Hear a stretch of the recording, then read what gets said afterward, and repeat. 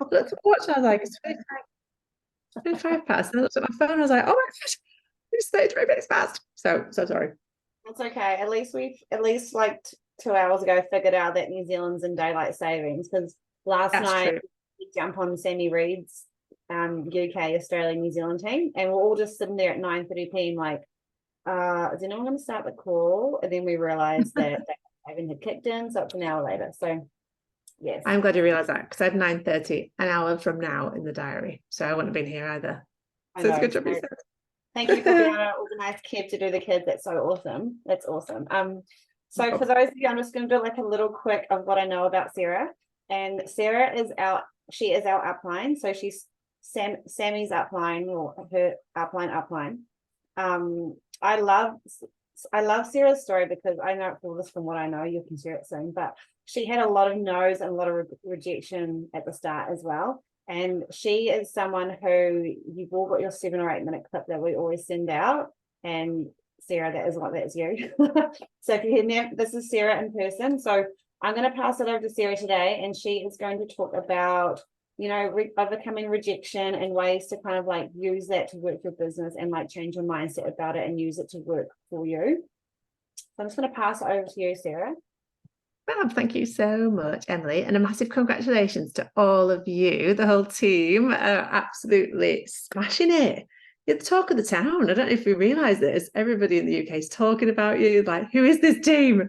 So thank you for being the inspiration to us right now, because there's always one team that are really on fire and you don't even realise what it does for everybody else that's watching you. So it's not only the people that you're impacting from sharing the business, sharing the products and making a difference in their lives and your own life, it's your sidelines and the global community of Arbonne that are watching and cheering you on and just being like, let's go to region. And the great thing is as well, when you're part of a region, you know that the momentum's there, so you're all next. You know, it's you're the next regions and you're the next nation. So it's just such an exciting time. I embrace all of it. It seems such a long time ago for me, because that was 12 years ago. 12 years ago, I think, that we went region and nation, and it was just 12, 13 years ago. Yeah, it was. So it seems like a lifetime ago. And at the time, all you want to do is get to region and nation. And then like, gosh, they were such fun years. Like, I wish I'd have just embraced that journey even more, because it's so much fun. So I'll briefly tell you my story for those of you that don't know. So June 2008, I heard about Arbonne. I'd been in a really, had a really bad injury. I was a professional dancer, slipped 2 discs in my neck. That was the end of my career. I was self-employed. I didn't know how to do anything else. All I knew was how to dance. That's all I'd ever done. And I just didn't know what I was going to do in my life. So by fate and the way things turn out, a friend that I used to go to dance college with said there's a company, it's launched in the UK, it's health and wellness products. I was a bit like, I don't care about health and wellness products. It's not for me. But because I had nothing else to do, I was like, you know what, got nothing else to do.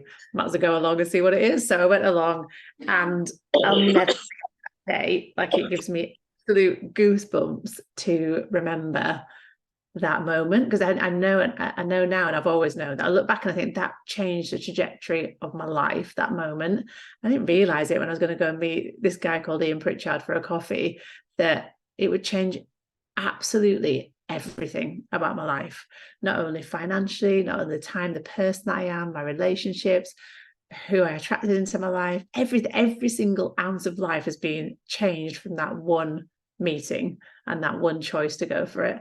So yeah, I get so excited for all of you that are just at that beginning phase. And what happens is the longer you're here, the more possibilities you see and the more inevitability. If you just keep going, keep your blinkers on, don't get sidetracked by the noise and all the stuff that's out there that can distract you so easily, whatever that is, and keep focused on your goal and your dreams. And this is the vehicle that can make that happen. Even on days that you doubt it, just keep telling yourself, I know it's happened for thousands of people. It can happen for me. This is just a challenge. This is just an obstacle. This is just something to overcome. I know I can keep going and get there. So that's what I'm going to talk about today, actually, overcoming objections. And it's a good topic for me because I had to overcome a huge amount of objection in the first year of my business. In fact, I didn't enroll one person for, it was about 13 months, I think, 13 months. And that was 154 one-to-ones. I used to do one-to-ones. I don't know how you guys build your business, but I'd meet people in person before the wonder of Zoom. Like, can you imagine? Actually in person, up and down the United Kingdom. It's not like New Zealand, but from one end to the other, we're talking like 8 hours. And I'd drive for hours and hours to meet people. There'd be no shows, but 154 of them said no. And that took me a year to get through those 154 presentations. And then eventually someone said yes. Thank goodness. And obviously, because that's why we're all here. And the first thing so obviously in that time I had lots of objections, but the first question I always answer, because people often ask this, is why did you keep going? What kept you going? That was a question. So I know, first of all, someone that asked that question is not fully all in yet, because it wasn't an option for me. It's just, it had been a silly question, like, why are you still going? Because it was a fact that was going to be a national vice president. It wasn't, oh, I might do. It's absolute fact. There was no ounce of doubt in my mind, because I genuinely thought, why not me? And what I did believe about myself was that I was a hard worker. I didn't have any self-esteem. I didn't have high self-confidence.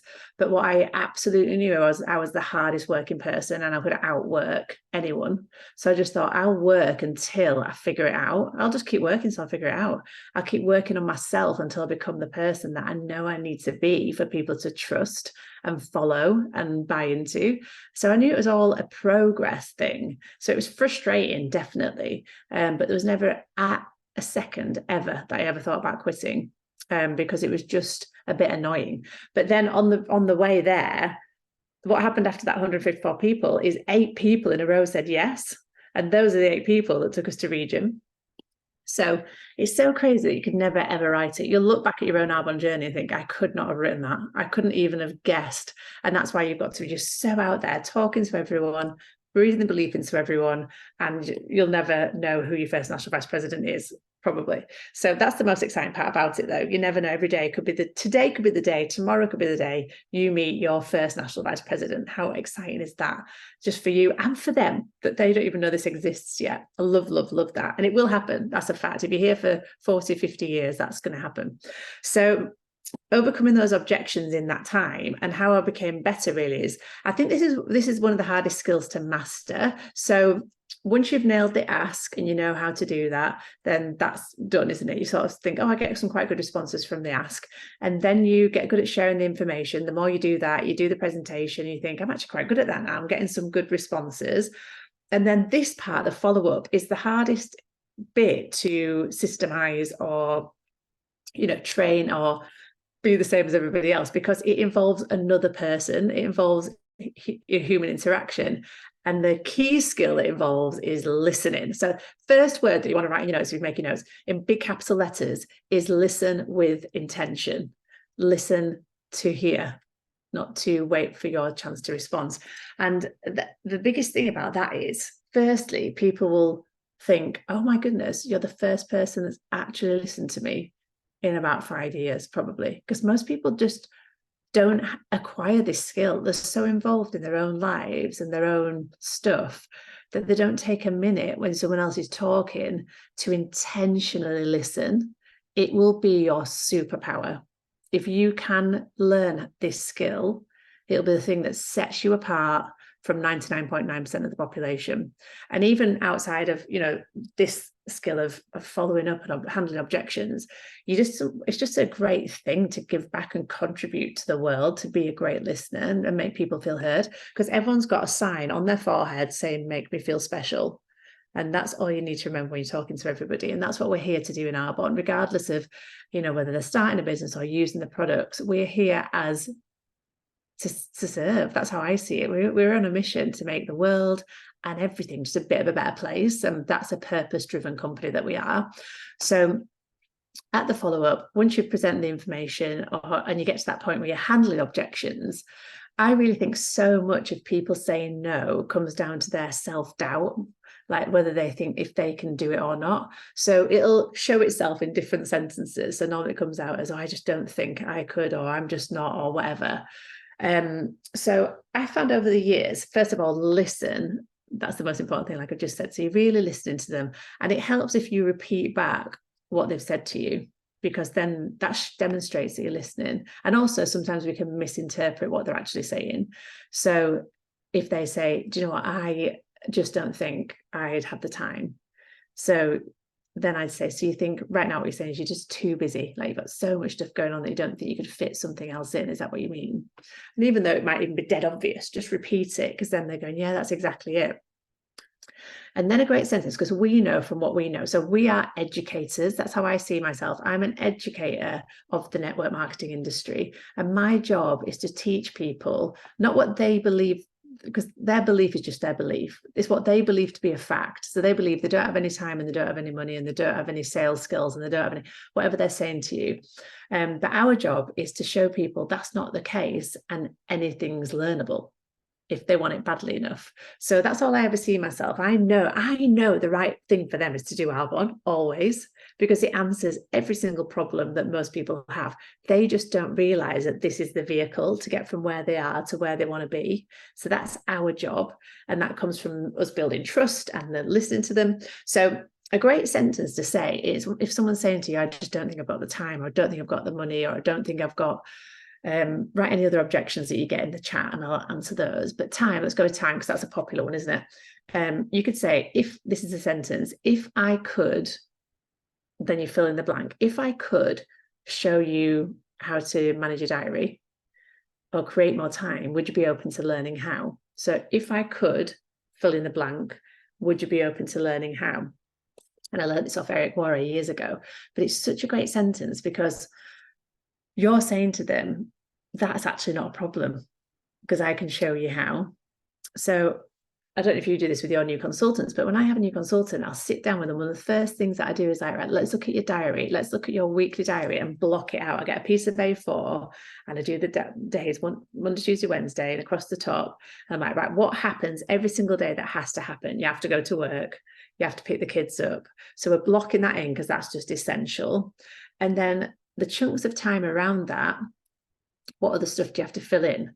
So they might go, well, I want to go to choir or something. So you put that in, because that's a good way to network and meet people. If it's something like, I'm trying to think of an example, but something that you just think that's probably not going to help you in your business, and would you be willing to prioritize building an Arbonne business over that for a short period of time, because this is worth it?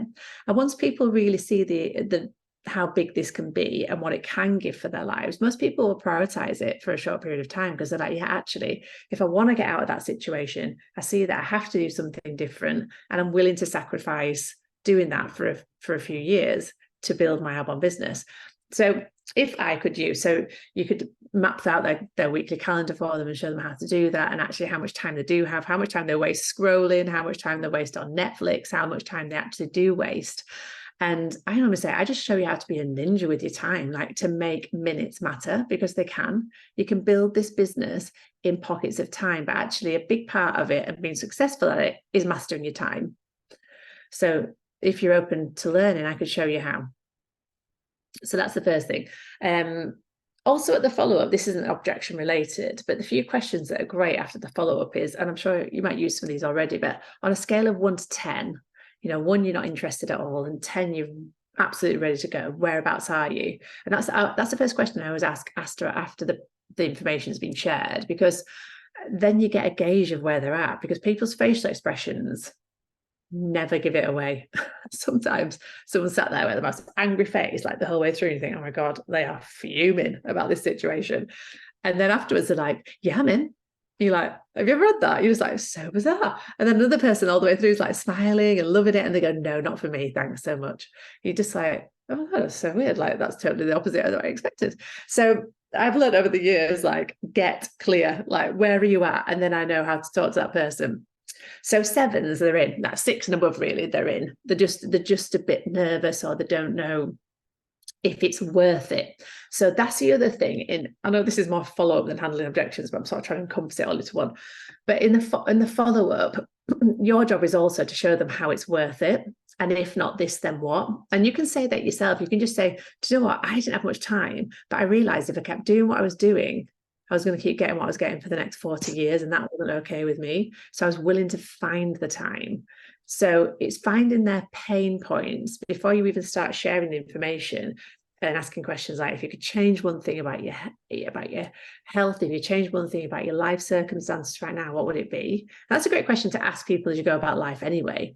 You know, like, if you could change one thing, what would it be? Like, if you could snap your fingers and something could change tomorrow and give you a better lifestyle, what would that be? Such a great question to bring up conversation, because most people go, oh God, I'd just love to have some time back. I just need to, most people will say, I just have 5 extra hours in the day. If I could just, do you know what I mean? And then you can say, oh my goodness, where did you say that? I might be able to show you how.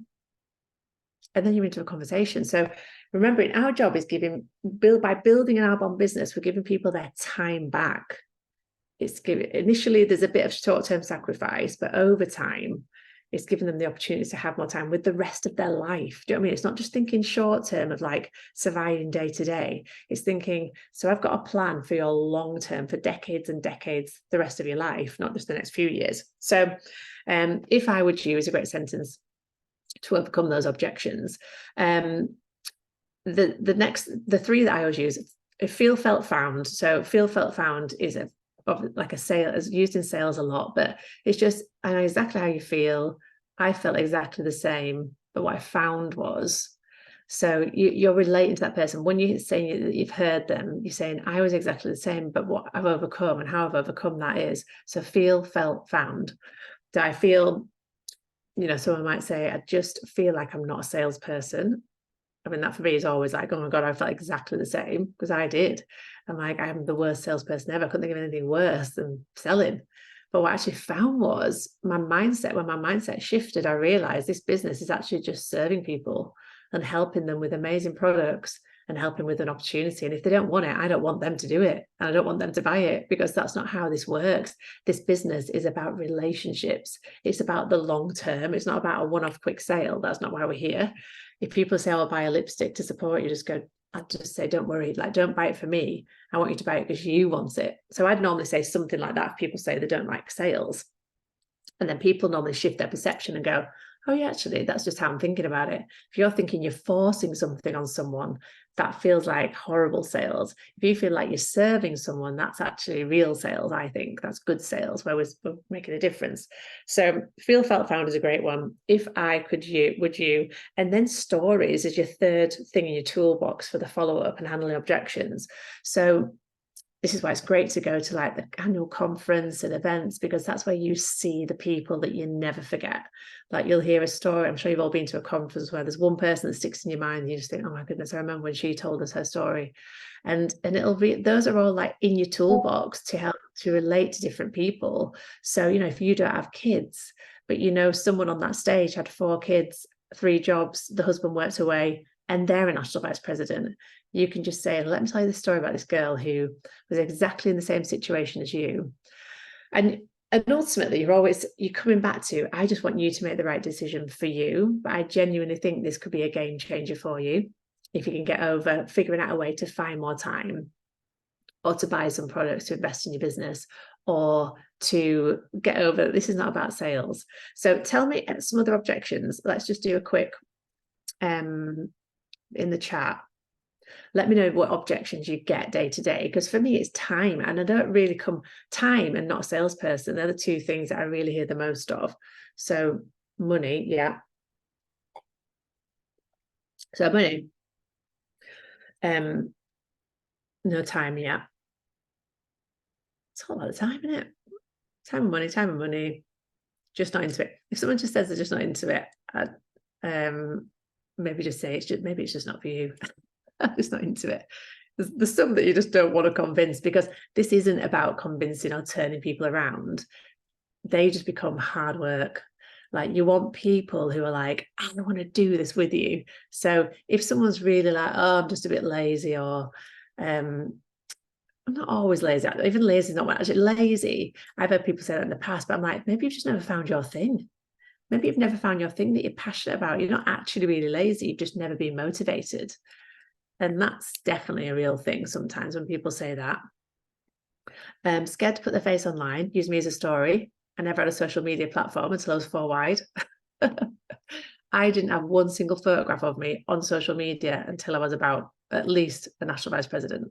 So That's a load of rubbish. It's just saying to me, again, that's why stories are so powerful. You know, say the number one income earner in the UK didn't have an Instagram account until she was 7 wide.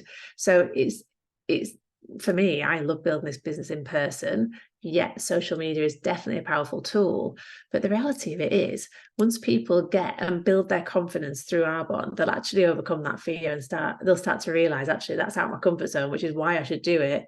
And they'll learn the stuff they learn. So, but to just get people not too scared to start initially, just say, there's people that have built this without a social media platform. It's totally possible if you don't want to do that. It's just my thing. Don't want to use social media, no social following yet. I have my own business. I mean, if someone says to me, I have my own business, I'm like, you are the perfect person because you're smart, you're an entrepreneur, and you understand about multiple streams of income. Business alongside business just makes more sense than anything else. They're in the best position. They're the people that are going to have people coming to them. They're the people that probably see more people on a daily basis. For not much more time, you can build a massive extra income. So for me, they're actually my go-to. People who own businesses are my go-to because they're also people in terms of their character. You can tell them this. You're the sort of person who's taken a risk. You've not conformed and just gone for the safe option of having a job. You've actually taken a risk. And that shows to me that you've got entrepreneurial spirit. And that's exactly what makes this business work. For not much extra hours, if you could find an extra 5 to 10 hours throughout your week, you could build another income stream that could match and surpass your existing business, depending on their ego. Maybe don't say surpass if they've got a massive ego.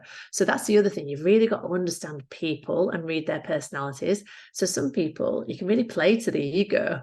Like, and tell them, like, I know you're amazing at this, and I know you've obviously massively successful in what you already do.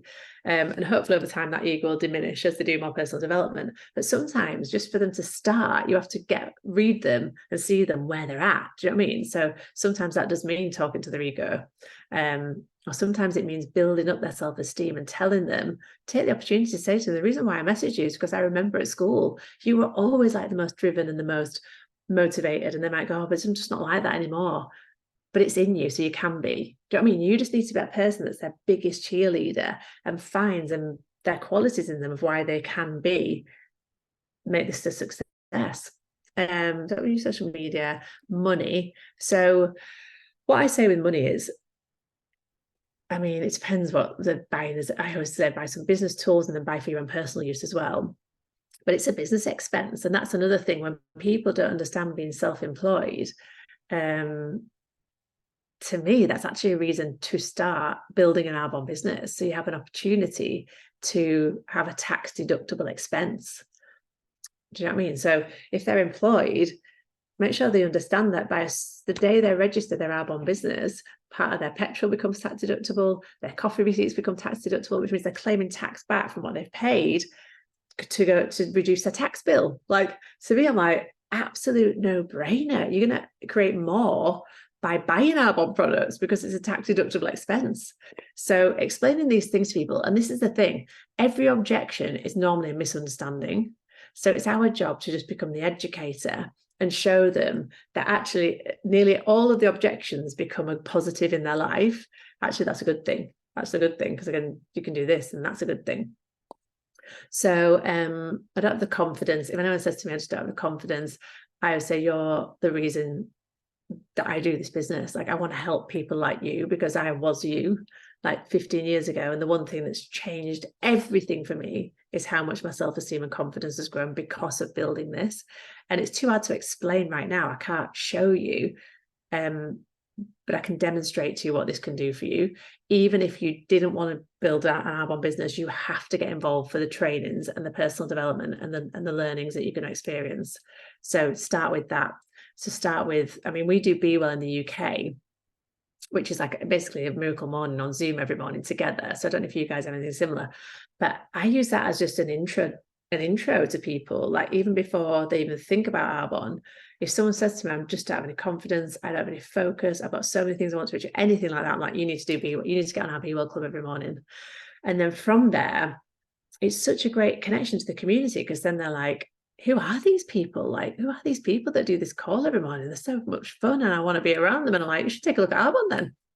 So everything is showing people the amazing community, the amazing products. And ultimately, you cannot go wrong when you're handling objections if you've got the other person's best interests at heart. And that's it. That's really where you've always got to come from. Is yes, secondary, it's going to benefit your business if someone starts a business or buys products, but that's not how we operate, is it? It's thinking first and foremost about them and like, could I help them? Of course you can. Like, this is the thing, we know we can help them with basically everything that they've got a challenge with. Arbonne is the answer, but our job is to get good at communicating that to them, if that makes sense. So, oh, that's happened. That's 9 o'clock. Here. Is there any other objections that I've missed? Yeah, social media is not essential. It's just a bonus. Yeah, and don't just know that it's not essential. And then what happens over time is as people build their Arbonne business, they'll want to do it naturally. I honestly think most people's reason why they don't get going is fear. A fear of some kind. So fear of normally what people think of them, fear that they won't be a success, fear that they'll have too much success, fear that they'll be a failure, mainly fear of what people think of them, so many fears. So fear is always the thing that's stopping people, and then they just say something else. So handle the thing that they say first of all, because it might not be fear. So handle that. And if they're still resistant to it, I normally just say, give them a personal development book. Like, they can read a personal development book and just get them involved in the community, because the follow-up and handling objections is normally a long process. The stats are now that people need between 7 to 17 exposures of you and your brand before they'll even say yes. And I can say out of the hundreds of people that I've enrolled in 15 years, I can count on my hand 5 that said yes straight away to me. Do you know what I mean? They were like, yeah. The rest of them have been a long, slow burn. Really, all my national vice presidents were no for years. Scott Campbell was no for 2 years. Stuart was no for about 6 months. Hetty was no for 2 years. Sarah Law was a yes, actually, straight away. So all the people that you think, oh, it's just, that's it, they're done. It's definitely not. Just think of it as an ongoing process and how you can continue to support them and let them see that Arbonne is actually the answer, without being too needy and desperate, because you never want that desperation energy. Always be the calm, centered one, because in every relationship, someone's got the need and someone's got the power in sales when it comes to the follow-up. And you don't want the need. You need to keep the power. And you keep the power by going, look, I'm doing this whatever. It's a really powerful sentence to say. I'm always going to be doing this, because it says 2 things. I'm doing this without you, and I'm committed. And when people know you're committed, they think, oh, sugar, this is going to work for you, isn't it? And then fear of missing out kicks in. So the only fear that ever is going to get them going, that's going to actually serve them in starting an Arbonne business, is the fear of missing out. And that's a strong fear too. So help them use a fear at least to operate in their favor. That's what I always think. So fear of missing out is going to serve them. So I usually say all the time, it's absolutely fine, but it's because I want to tell you the honest truth in a situation. You can wait years. Arbonne's going to be here. I'm always going to be here, but you're missing out on your network, because as you wait, other people are not only starting Arbonne, but they're starting other network marketing companies. They're doing other things. That could be a key player in your business. So I want to tell you that, because I don't want you to say, you never told me that part. That means I'm always just like, I'm telling you everything. I'm telling you, putting everything out there so you can make an informed, educated decision of whether it's for you or not. And that's a real thing. You're going to miss out on your future network. So you just need to consider that as one of the things as you're thinking about whether you want to do this or not. And I'm going to make this work. I will be a national vice president. And you need to say that with so much conviction, because to be honest, that's why most people started my bit. When I started to say to people, I will be an MVP, it's a fact that this will work. They go, oh my God, you're really going to get a Mercedes and then $20,000 a month? I'm like, yes, it's going to happen. And you can come with me if you want. And they go, oh God. And that's why Hetty Gifford was like the most resistant, scared to death person, like she'll tell you, to start an Arbonne business. And the only reason she started, she was like, oh my God, the Sarah Law started. Are you kidding? That means I'm going to have to do this out, because you're going to make this work. And if you're going to make this work and then I don't do it, I'm the one that doesn't do it. Do you know what I mean? It's like that fear of missing out. So use it to their advantage, because ultimately they're never going to regret starting an Arbonne business. Thousands and thousands and thousands of people have done Arbonne have never said to me, the worst decision I ever made. Even whether they're here or not, they've always said the best decision I ever made. It's changed my entire life. So you're doing something good by sharing it. that's it. That's all I've got to share with you. Unless you've got any questions, I'm totally open to answer any questions. Emily, if anyone's got any questions. If you guys have questions, pop them So in. excited for you all. Region and nation, here you go. All good. Okay, if we get questions, I'll pass them on to Sarah and I'll pass them Yeah, back. do. But yeah, thank you so much for changing your No time. worries at all. And yeah, watch this space. I'm cheering you all on. Yeah, let's go. Wrap it up, gang. We're all watching. No pressure. All right, thanks, See you. Sarah. All right, see you later. Bye-bye.